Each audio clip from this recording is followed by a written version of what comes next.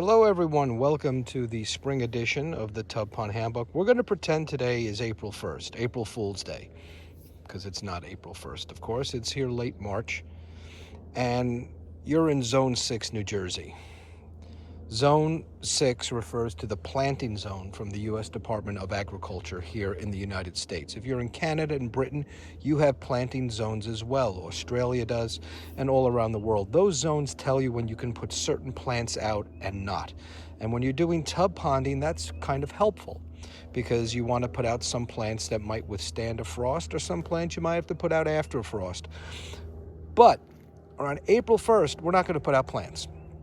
This is when I set up my tubs and get them seasoned and conditioned. And my plants will generally start to go in, some in April, mostly in May. We'll get to that next. Today's topic is how to season a brand new fresh tub. Different ways to do it. This is a 34-gallon patio pond from the Home Depot. It's one of my go-to tubs. It has shelving for multiple levels of marginals. 40 inches in diameter. I can do a water lily. I've bred lots of fish in this tub over the years, and it looks pretty sharp. It doesn't look ugly, and you can make it look prettier. Right now, it's just an empty tub. Few things to do. I like to set up my tubs in April here in Zone 6 because I want a bacterial and an archaea film to form in the tub that will outcompete algae, will keep the tub clean for freshwater plankton that does show up on its own. And then in May, or actually in mid to late April, depending on the weather, I will be able to harvest live foods from this tub. I'm not going to put my fish out until May for some of my cold water tropicals like rice fish, to really Memorial Day or early first 2 weeks of June for my tropical fish. But I'm setting up early to season or cycle this tub. There's some ways to do it. First of all, it's filled with water. If you're going to fill water with a hose, especially if it's spring, you want to let that hose run for about a minute. Why? Because there's toxins. You don't know what the metals or rubber is inside of your hose. If you've ever drank out of a hose that's been sitting there and you feel sick, there's a reason. I want to flush that out. Also, if you're breeding fish and you still have copper pipes, copper is not good for breeding fish. Goldfish keepers know this, cichlid people know this. It will sometimes even temporarily or permanently sterilize your fish. They just don't do as well. So I want to flush that out, anything that's sitting in those old pipes. Then I fill up the tub. So what's next for a fresh tub? Well, a few things I do. I will take a bucket of water from an established healthy aquarium, and I will just put that in the tub. That water is not siphoned from the gravel bed. I don't want any cysts or anything getting in there or any Calmanetus worms. That is siphoned from the water column in a healthy tank.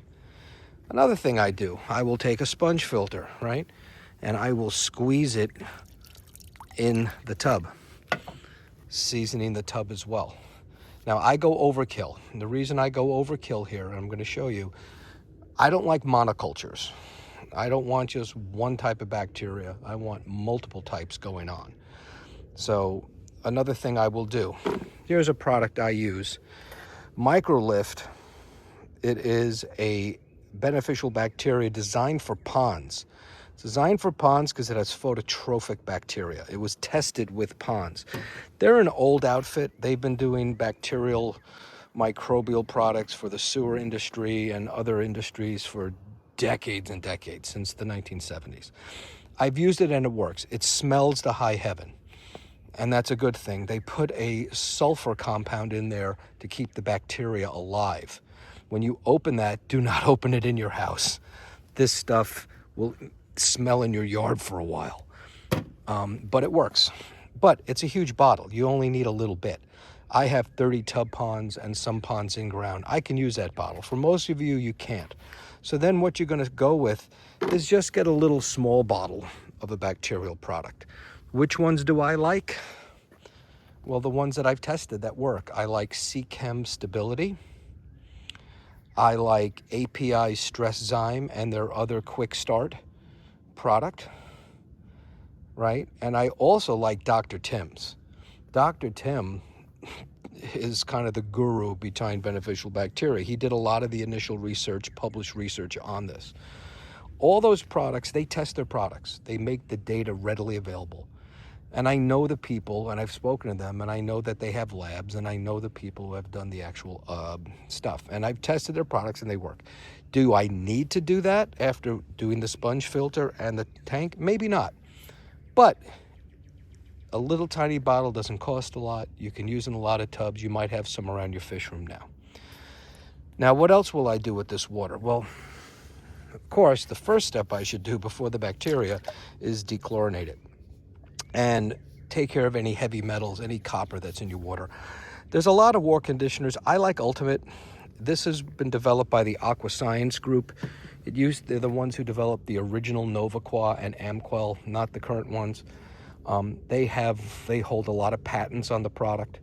The Aqua Science group markets their product Ultimate through Hikari in the USA or through their own website.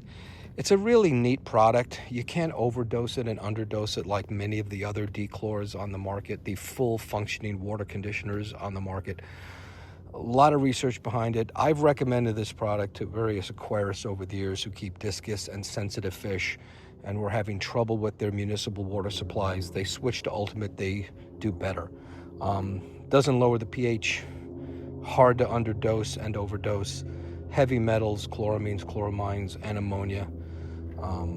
And very research grade materials. John Farrell Coons at the ACA developed this with his colleagues at the Aqua Science group. So that's all in there. Now I'm going to put something else in there. You'll notice there's a few shredded leaves in here. These are dried leaves from last year. I live in an oak forest. I'm going to crumble them up there. Give a little extra food to feed the microbes. Then that's it, right? This is going to sit here. Now, in an upcoming video, I'm going to show you some low zone plants that I will add maybe even in April because they're so tough. Even if we have a frost, they're okay because they start to come up now. There's a select few, but if you live in really northern climates, these are good plants for you. Or if you just want to kick your season off early, that's the other way to jumpstart your tub, by adding plants that you've kept the previous year. There's going to be some bacteria, maybe some archaea.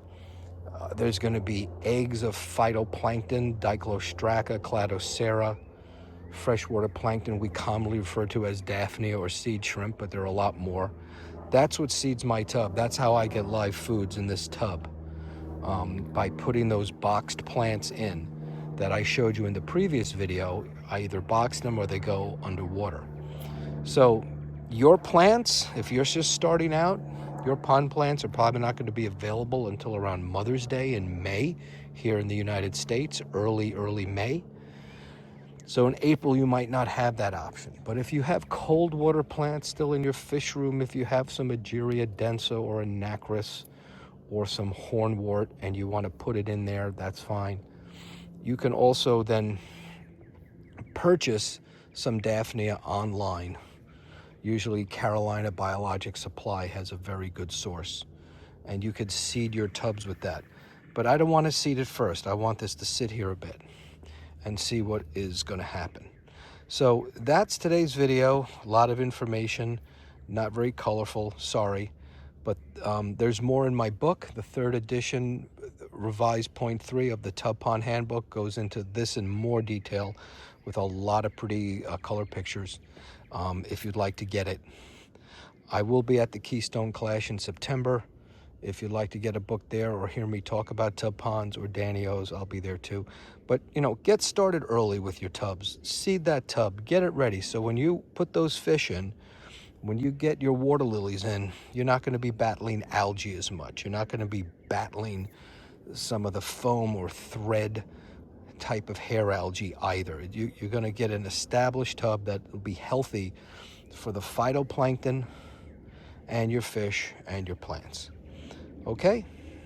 See you again here at the Tub Pond Handbook.